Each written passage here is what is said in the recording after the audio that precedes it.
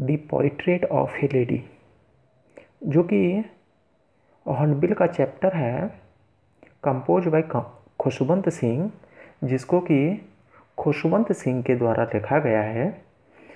इस चैप्टर के जो क्वेश्चंस हैं उन पर हम डिस्कस करते हैं।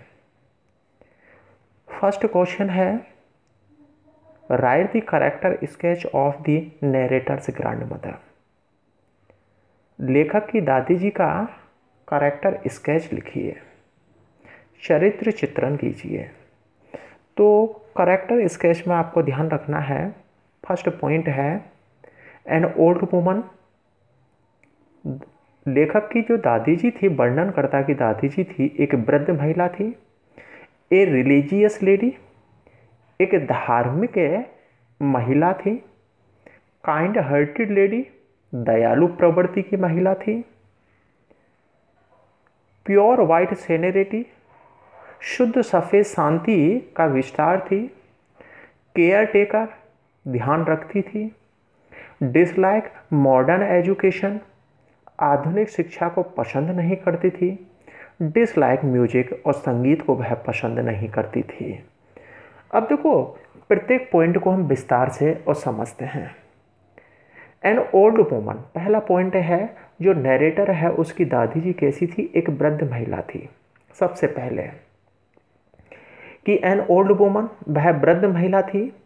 सी had always been short and fat and slightly bent, कि वह she had always been short, कि वह छोटी सी, मोटी सी, स्लाइटली बेंट, हल्की सी झुकी हुई थी।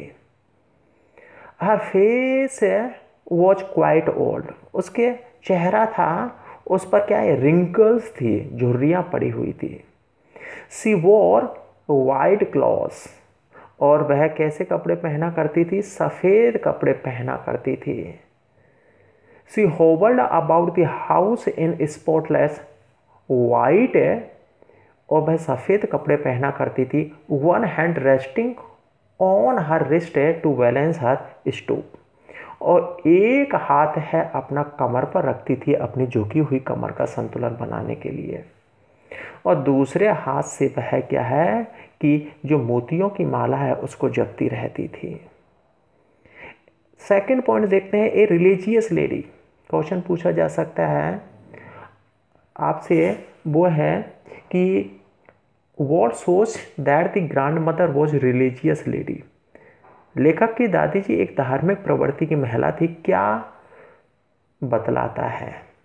तो आपको देखना है कि हर लिप्स से मूव कॉन्स्टेंटली, दादी जी के होठ लगातार हिलते रहते थे। इन अनऑडिबल प्रेयर्स, अस्पष्ट प्रार्थना में हिलते रहते थे। She was always telling beads of her rosary, और वह हमेशा ही भजन करने की माला उसको जपती रहती थी। तो ये तो रिलीजियस लेडी हो गई। फिर है काइंड हार्टेड लेडी, कि दयालु प्रवृत्ति की महिला थी। तो आपको पता है दयालु प्रवृत्ति की महिला कैसी थी कि she took chapatis to the village dogs, गांव के कुत्तों को वह रोटियां ले जाया करती थी। और आपको पता ही है कि किसी फीड है दी ब्रेड्स है और टू दी स्पैरोज, और वह गौरैया हैं, उनको क्या खिलाया करती थी? चुग्गा खिलाया करती थी। सी फैड दी स्पैरोज, और गौरैयों को वह चुग्गा खिलाया करती थी। इसके बाद देखते हैं प्योर वाइट सेनेरिटी, शुद्ध सफ़ेद शांति का विस्तार थी। देखो, सी वोर वाइट क्लॉथ्स, और वाइट साड़ी, कि दादी जी वाइट क्लॉथ पहनती थी, वाइट साड़ी पहनती थी। सी वॉज ब्यूटीफुल, वह सुंदर थी। She was like the winter landscape in the mountains, कि वह एक पर्वतीय और क्षेत्र में और शरद ऋतु के एक लैंडस्केप के साथ थी, एक भूदृश्य के समान थी। एंड एक्सपेंस विस्तार थी, और प्योर वाइट सेनेरिटी, शुद्ध सफ़ेद शांति का विस्तार थी। कहने का मतलब है कि वो सफ़ेद कपड़े पहना करती थी, उसके बाल भी वाइट थे दादी जी के, और इस तरीके से और पिछले 20 वर्ष से वह शांति से क्या है और सांस ले रही थी। इसीलिए राइटर कहता है प्योर वाइट सेनेरिटी, शुद्ध सफ़ेद शांति का विस्तार थी। एक केयर टेकर थी, ध्यान रखती थी। राइटर है, और राइटर है, आपको पता है कि राइटर को the grandmother use to awake the author up in the morning, प्रातःकाल जल्दी ही उसे जगाया करती थी। Get him ready for school, विद्यालय जाने के लिए तैयार करती थी, उसे कपड़े पहनाया करती थी। इसके बाद है डिसलाइक मॉडर्न एजुकेशन, आधुनिक शिक्षा है उसको पसंद नहीं करती थी। सी वॉज डिस्ट्रेस और मॉडर्न एजुकेशन, वह आधुनिक शिक्षा से कैसी थी, परेशान थी। इसके पीछे रीजन था कि there was no teaching about God and scriptures, क्योंकि आधुनिक शिक्षा में ईश्वर और आप देखते हो धार्मिक ग्रंथों के बारे में कोई शिक्षा नहीं दी जाती है। इसके बाद है इंग्लिश मीडियम स्कूल में देखो क्या पढ़ाया जाता था। आपको पता है कि इंग्लिश वर्ड अंग्रेजी के शब्दों को पढ़ाया जाता है। Little things of western science, पश्चिमी विज्ञान के बारे में छोटी छोटी बातें बतलाई जाती है। और यहाँ पर आप देख रहे हो आर्कब्रिज प्रिंसिपल है, आर्कब्रिज के और सिद्धांतों के बारे में बतलाया जाता है। इसके बाद है यहाँ पर आप देख रहे हो कि आप इस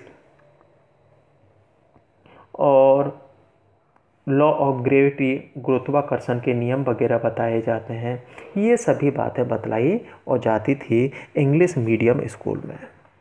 और इसके बाद है कि जो संगीत है उसको भी दादी जी पसंद नहीं करती थी, कि she did not like a music, दादी जी संगीत को पसंद नहीं करती थी।